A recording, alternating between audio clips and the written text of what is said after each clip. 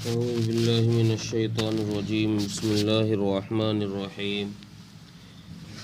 أو كالذي مر على قرية وهي خاوية على عروشها قال أنى يحيي هذه الله بعد موتها فأماته الله 100 عام ثم بعثه قال كم لبثت قال لبثت يوما أو بعض يوم قال بل لبثت 100 عام فانظر إلى طعامك وشرابك لم يتسنه وانظر إلى حمارك ولنجعلك آية للناس وانظر إلى العظام كيف ننشزها ثم نكسوها لحما فلما تبين له قال أعلم أن الله على كل شيء قدير.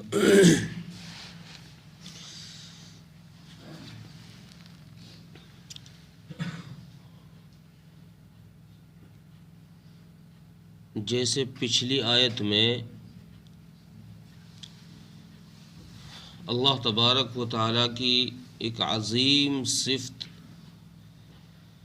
جو موت و حیات ہے اس کا تذکرہ کیا تھا، جو دلیل کے طور پر حضرت ابراہیم علیہ السلام نے نمرود کے سامنے پیش کی تھی کہ میرا اللہ وہ ہے.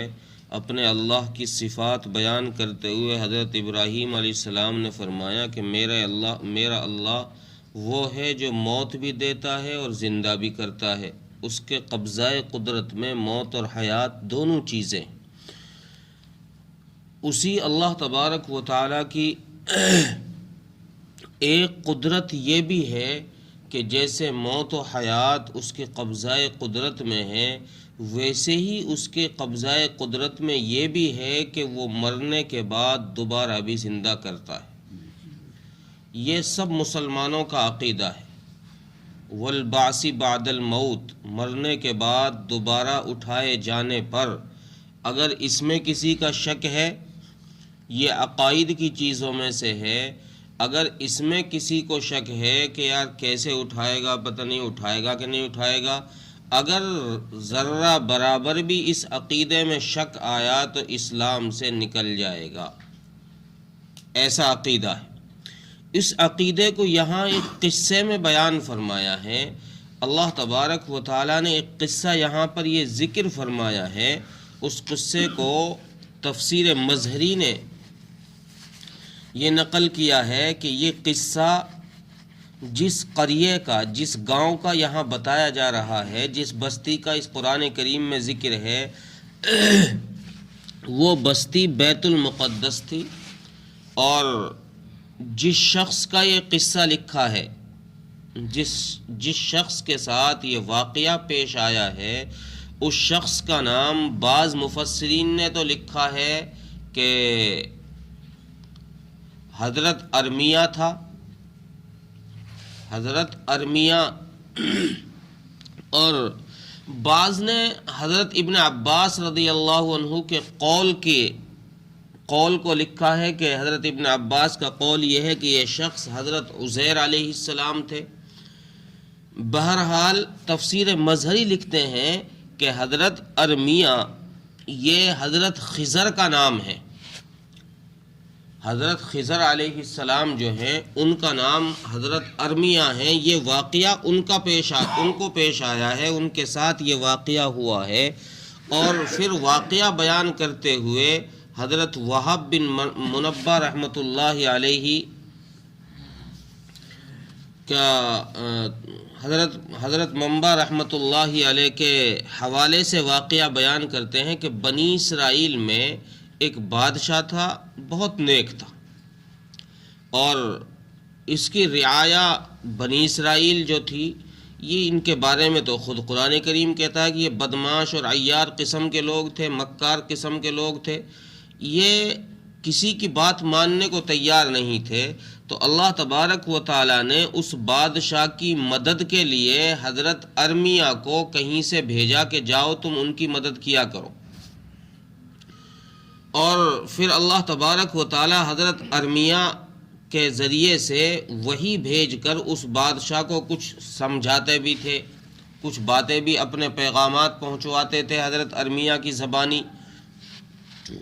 تو بنی اسرائیل کی ظلم و زیادتی جب بڑھنے لگی، شریر تو پہلے ہی سے تھے، بدماش تو پہلے سے تھے، جب ان کی شرارتیں بڑھنے لگی تو اللہ تبارک و تعالیٰ نے ایک دن حضرت ارمیہ کو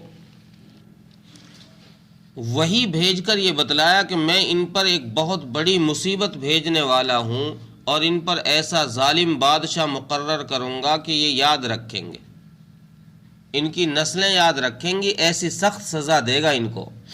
حضرت ارمیہ نے جب یہ وحی کے ذریعے سے اللہ کا یہ پیغام سنا تو حضرت ارمیہ بے چین ہو گئے کہ اللہ ایسا آپ کیوں کر رہے ہیں؟ ایک بستی، اس بستی میں بسنے والے لوگ، آپ ایسا نہ کریے۔ تو اللہ تبارک و تعالیٰ نے حضرت ارمیہ کی اس بے چینی اور ان کی اضطرابی کو دیکھا کہ یہ قوم کی وجہ سے پریشان ہیں، مضطرب ہیں، تو اللہ تبارک و تعالیٰ نے ان کی دعا قبول فرمائی اور یہ کہا کہ ارمیہ ایسا ہے، ہم عذاب تو بھیجیں گے، عذاب کا بھیجنے کا فیصلہ تو ہم نے کر لیا، لیکن عذاب اس وقت آئے گا جب آپ کا حکم ہوگا، آپ کی اجازت کے بغیر عذاب نہیں آئے گا۔ چنانچہ تفسیر مظہری لکھتے ہیں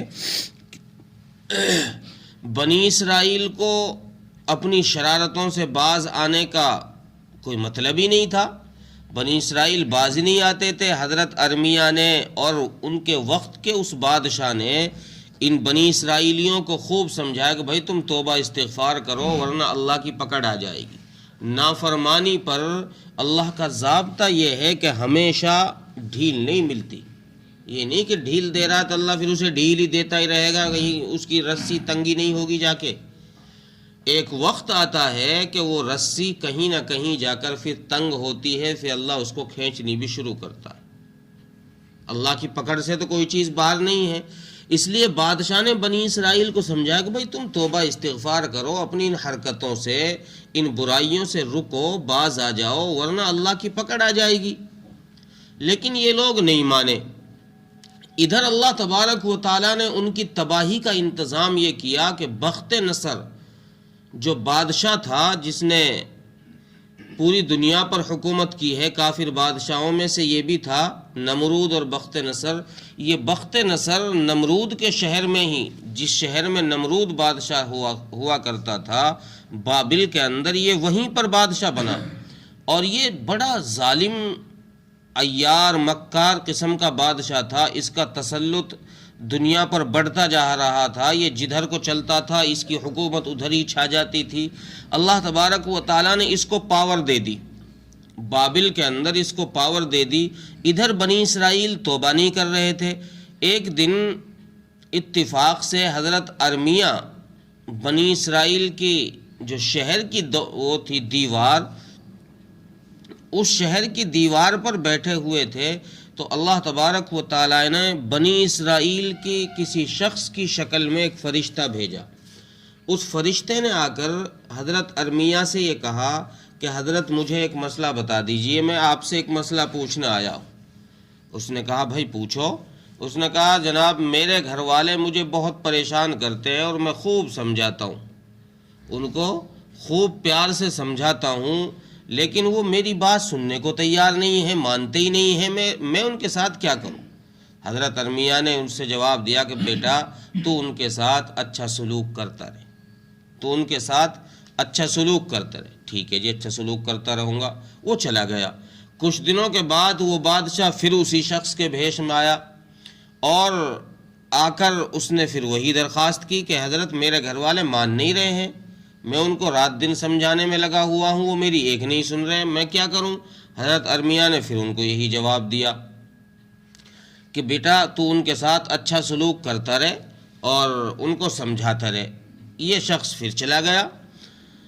تیسری دفعہ جب وہ فرشتہ آیا تو اس وقت حضرت ارمیہ کو بھی سخت غصہ آ گیا تھا ان لوگوں کی نافرمانی پر، چونکہ یہ لوگ مان ہی نہیں رہے تھے، ان کے سمجھانے کے بعد یہ لوگ مان نہیں رہے تھے، تو حضرت ارمیہ بھی ناراض ہو گئے۔ آدمی برداشت کرنے کی بھی تو کوئی حد ہوتی ہے، انسان تو انسان ہی ہوتا ہے، خواہ نبی ہی کیوں نہ ہو، برداشت کہاں تک کرے گا؟ نبی کو بھی ایک نہ ایک دن تو صبر کا پیمانہ لبریز ہوتا ہے، بھرتا ہے آدمی کا۔ تو حضرت ارمیہ نے یہ ارادہ کر لیا کہ بھئی یہ نہیں مانتے، اب تو فیصلہ رب سے کرانا پڑے گا۔ تو وہ فرشتہ جب تیسری دفعہ سوال پوچھنا آیا، مسئلہ پوچھنا آیا کہ حضرت میرے تو بات میری ہمت سے اوپر جا رہی ہے، میرے بس سے باہر ہو رہی ہے بات، میں ان کو کیسے سمجھاؤں، وہ مان نہیں رہے ہیں۔ میرا مشورہ یہ ہے کہ آپ ان کے لیے دعا کر دیجئے رب سے کہ اللہ ان پر کوئی عذاب بھیج دے۔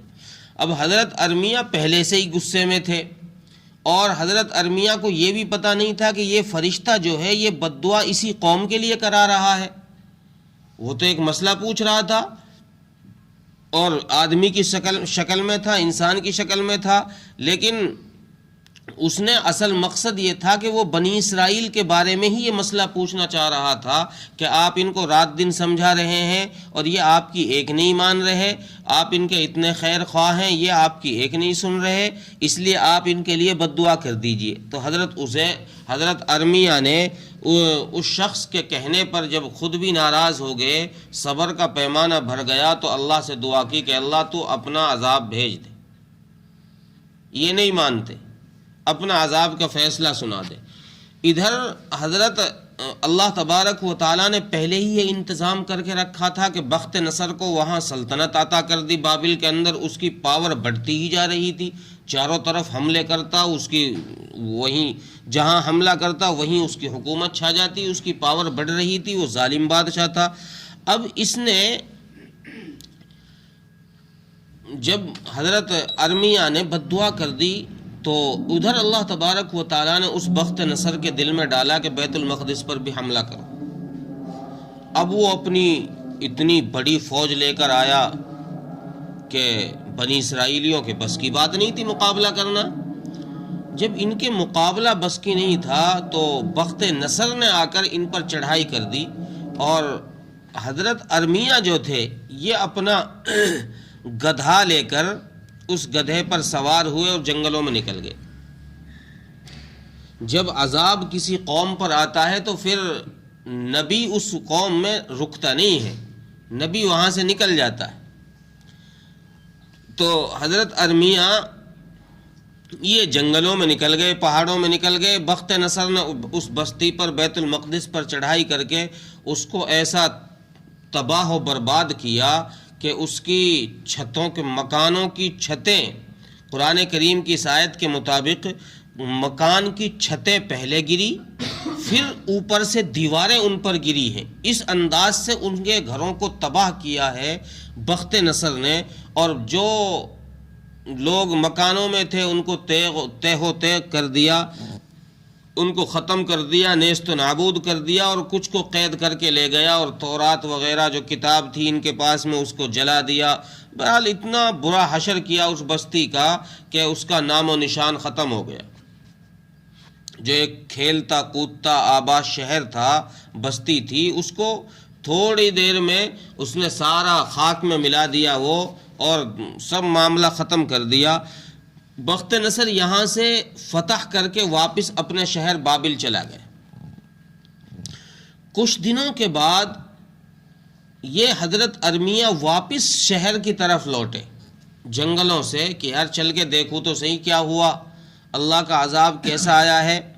حضرت ارمیہ جب واپس آئے تو کیا دیکھتے ہیں کہ مکانیں، دکانیں، لوگوں کے گھریں سب برباد پڑے، شہر میں کوئی نام و نشانی نہیں ہے کسی کا۔ اب ان کے دل میں یہ خیال پیدا ہوا کہ اللہ، اتنی بری طرح تباہ ہوئی بستی یہ کیسے آباد ہوگی، تو کیسے زندہ کرے گا ان لوگوں کو؟ یہ آباد بستی تھی، کھیلتے کودتے لوگ تھے، مکانات بنے ہوئے تھے، آپ اس بستی کو کیسے زندہ کریں گے؟ قال انا یحیی هذه اللہ بعد موتها، آپ نے اس کو موت دے دی ہے، یہ بستی ویران ہو گئی ہے، رہنے والے تباہ و برباد ہو گئے، اب یہ زندہ کیسے ہوں گے؟ اللہ تبارک و تعالی نے کہا ٹھیک ہے، ہم ابھی سمجھاتے تمہیں کیسے زندہ کریں گے۔ پھر یہ ہوا جب اس نے یہ سوال کیا تو اللہ تبارک و تعالی نے حضرت ارمیہ پر موت کو واقع کر دیا. حضرت ارمیہ کو ہی وہیں موت واقع کر دی اسی بستی میں. اور ایسی موت واقع ہوئی، قرآن کریم کہتا ہے فَأَمَاتَهُ اللَّهُ مِئَةَ عام کہ ان کو 100 سال تک مردہ ہی رکھا. 100 سال ان پر موت واقع رہی. ثم بعث پھر 100 سال کے بعد اٹھایا.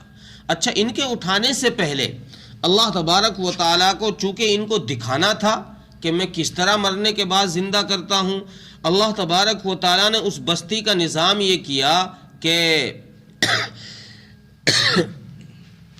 ایک بادشاہ تھا، اس بادشاہ کے ذہن میں 70 سال کے گزرنے کے بعد، اس بستی کے بیت المقدس کے 70 سال تباہی کے بعد میں اس بادشاہ کے ذہن میں یہ خیال آیا کہ یار چلو اس بستی کو آباد کر دو. کوئی دوسرا بادشاہ ہوگا، وہ تو گزر گیا بخت نصر تو اس بادشاہ نے آ کر بنی اسرائیل کا ہی، ابن کثیر نے لکھا ہے کہ بنی اسرائیل کا ہی وہ کوئی بادشاہ تھا، اس نے اس شہر کو دوبارہ 70 سال کے بعد آباد کیا اور یہاں مکانات دوبارہ تعمیر کیے. اور جو لوگ بخت نصر کے قبضے میں وہاں چلے گئے تھے بابل کے اندر، یہ بادشاہ وہاں سے جا کے، چونکہ بخت نصر تو وہاں سے ختم ہو گیا تھا، وہ تو مر گیا، وہاں سے وہ لوگ جو کچھ بچے تھے بنی اسرائیلی جن کو وہ قید کر کے لے گیا تھا، جو حیات تھے اس وقت میں، ان کو واپس لے کر یہیں بسا دیا لا کر. اب یہ خوب اچھا خاصا شہر بس گیا، جیسے پہلے تھا اس سے بھی اچھا. اور ادھر حضرت ارمیہ کو اللہ تبارک و تعالیٰ نے کسی ایسی جگہ پر موت دی کہ ان کو لوگوں کی نظروں سے چھپا دیا کہ کوئی ان کو دیکھ نہ سکے. ان کے گدھے پر بھی موت واقع ہو گئی اور ان پر بھی موت واقع ہو گئی. اب جب 100 سال کے بعد اللہ تبارک و تعالیٰ نے ان کو زندہ کیا تو سب سے پہلے ان کی آنکھوں کے اندر روح آئی. مفسرین لکھتے ہیں کہ آنکھوں کے اندر روح اس لیے ڈالی گئی تاکہ یہ اپنے جسم کو زندہ ہوتے ہوئے خود اپنی آنکھوں سے دیکھ لے کہ میں مر گیا تھا، پھر اللہ مجھے کس طرح زندہ کر رہے ہیں، میرے ہاتھوں میں روح کیسے آ رہی ہے، میرے پیروں میں روح کیسے آ رہی ہے. چنانچہ یہ زندہ ہو گئے. اب آگے اللہ تبارک و تعالیٰ نے فرمایا کہ بھائی فرشتے کے ذریعے سے ان سے پوچھوایا کہ بھائی ان سے جا کے ذرا یہ تو پوچھو کہ تم بھائی کتنی دیر سو گئے، کتنے دن سو گئے. اس نے کہا کہ یار میں سویا تو تھا صبح کو اور اب شام ہو رہی ہے. اللہ نے جب 100 سال کے بعد ان کو اٹھایا تو سورج غروب کے ہونے کا وقت تھا. اس نے کہا کہ یار میں ایک دن یا ایک دن کا کچھ حصہ سویا ہوں، ایک دن یا ایک دن کا کچھ حصہ. فرشتے نے کہا نہیں، ایک دن نہیں، اور تم تو اس یہاں پر 100 سال سوئے ہو، تمہیں 100 سال کے بعد دوبارہ اٹھایا گیا ہے. اور یقین نہیں آتا تو پھر دیکھ اپنے کھانے کی طرف، دیکھ جیسا تیرا کھانا تھا. چونکہ حضرت ارمیہ جب واپس شہر کی طرف لوٹے تھے جنگلوں سے تو اپنے ساتھ انہوں نے کچھ توشہ رکھ لیا. ابن تفسیر مظہری لکھتے ہیں کہ ان کے ساتھ تھوڑے بہت انگور تھے، انجیر، اور کچھ جوس تھا، جوس کہہ لیجئے، ان فروٹ کا جوس ہوگا، انگور وغیرہ کا ہی اس کے پاس، تو وہ ان کے ساتھ تھا. اللہ تعالیٰ فرماتے ہیں کہ 100 سال گزارے ہیں ہم نے، اور 100 سال کے بعد لم یتسنا، نہ تیرا کھانا بسا ہے، خراب ہوا ہے، اور نہ تیرا انگور خراب ہوا ہے، نہ تیرا جوس خراب ہوا ہے. 100 سال کے بعد بھی تیرے انجیر اور انگور ایسے ہی ہیں جیسے آج ہی پیڑ سے توڑے ہوں. اور آگے اللہ فرماتے ہیں کہ پھر دیکھ، اب تو اپنے گدھے کی طرف دیکھ، وانظر الی حمارک، اب تو اپنی گدھے کی طرف دیکھ کہ اس کی ہڈیاں کیسے بکھری پڑی ہیں. ایک ہڈی وہاں اڑی پڑی ہے ہوا سے، ایک ادھر پڑی ہے، ایک ادھر پڑی ہے، نہ ان پر گوشت ہے نہ ان پر کھال ہے، کوئی چیز نہیں ہے، ادھر ادھر پھیلی پڑی ہیں.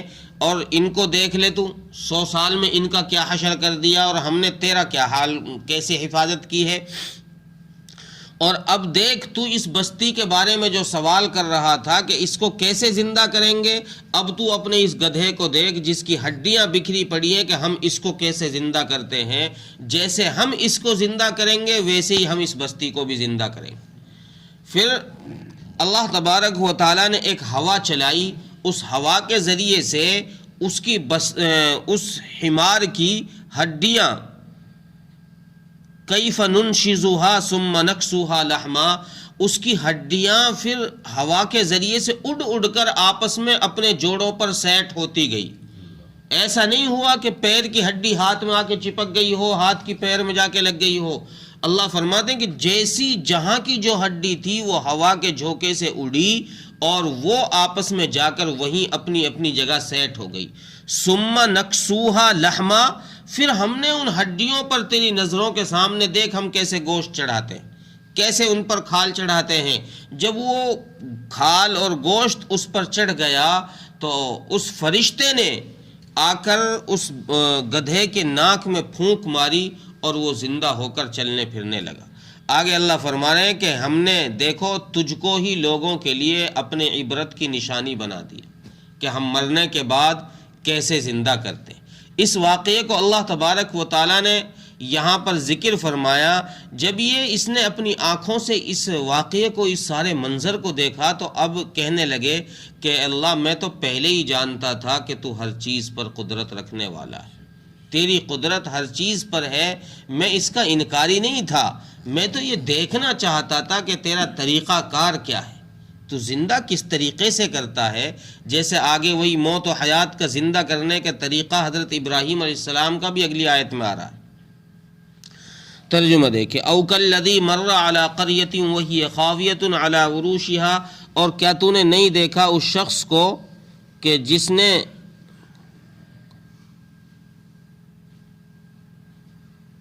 جس کا گزر ایسی بستی پر ہوا جو اپنی چھتوں پر گری ہوئی تھی۔ قال انا یحیی هذه اللہ بعد موتها، اس نے کہا کہ اللہ اس کو کیسے زندہ کرے گا اس کے مرنے کے بعد۔ فاماتہ اللہ 100 عام ثم بعث، تو اللہ تبارک و تعالیٰ نے اس پر موت واقع کر دی، 100 سال تک اس پر موت واقع رہی۔ ثم بعث، پھر اس کو دوبارہ زندہ کیا۔ قال کم لبثت، اس سے پوچھا کتنے دن سوئے ہو؟ قال لبثت یوما او بعض یوم، کہنے لگا کہ میں تو بھائی ایک دن یا ایک دن کا کچھ حصہ سو جاؤں۔ قال بل لبثت 100 عام فانظر الى طعامك وشرابك لم يتسنى، اللہ فرما رہے ہیں کہ تم 100 سال سوئے ہو اور دیکھو اپنے کھانے اور پینے کی چیزوں کی طرف، لم یتسنى یہ خراب نہیں ہوئی ہیں، وانظر الى حمارك، اور اپنے گدھے کی طرف دیکھو، وَلِنَجْعَلَكَ آیَةً لِلنَّاسِ، اور ہم نے تیرے لیے اور ہم نے تجھ کو لوگوں کے لیے نشانی بنا دیا ہے، عبرت کی چیز بنا دیا ہے کہ دیکھو ہم کیسے کر سکتے ہیں۔ وَانظُرْ إِلَى الْعِظَامِ كَيْفَ نُنْشِزُهَا ثُمَّ نَكْسُوهَا لَحْمًا، اور دیکھو ان ہڈیوں کی طرف کہ کیسے یہ اپنے اپنے جگہوں میں اپنے اپنے جوڑوں میں جا کر سیٹ ہوتی ہیں۔ ثم نکسوها لحما، پھر ہم ان پر کیسے گوشت چڑھاتے ہیں۔ فلما تبین له، پس جب اللہ تبارک و تعالیٰ نے اس شخص کے لیے اس نشانی کو بیان کر دیا، یہ طریقہ کار دکھا دیا کہ ہم کیسے زندہ کرتے ہیں، قال اعلم ان اللہ علی کل شیء قدیر، تو اس نے کہا، اس شخص نے کہا کہ میں تو جانتا تھا کہ بے شک اللہ تبارک و تعالی ہر چیز پر قدرت رکھنے والے۔ اللہ تعالیٰ عمل کی توفیق عطا فرمائے۔